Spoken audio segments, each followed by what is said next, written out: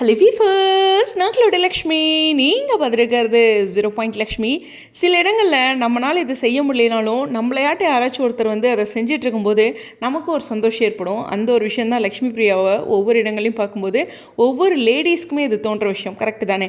S, இந்த இடத்துல பார்த்திங்கன்னா அந்த ட்ரெயினர் சொல்கிறாரு, இன்றைக்கி தான் அதை செய்கிறாங்களா இந்த எக்ஸசைஸை. அதுதான், this exercise is very difficult but you did it on the first day.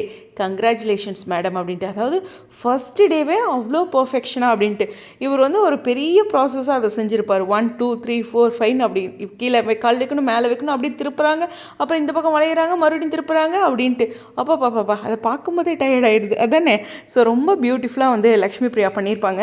First ஒரே ஒரு நாள்லேயே அதை பார்த்து இந்தளவுக்கு பர்ஃபெக்ஷனாக பண்ணுறது அப்படிங்கிறது ஒரு ட்ரெயினர் எந்தளவுக்கு பாராட்டியிருக்காங்க அப்படிங்கிறதுலாம் முக்கியமான விஷயம்.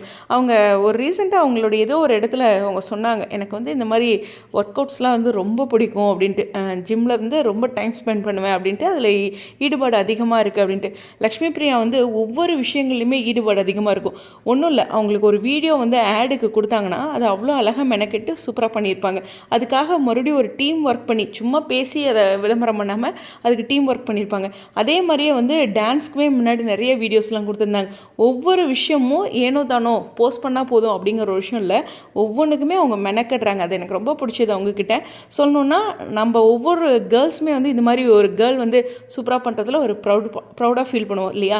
அந்த ஒரு விஷயத்த லக்ஷ்மி பிரியாவை பார்க்கும்போது ஒவ்வொரு தருணமும் ஏற்படுது.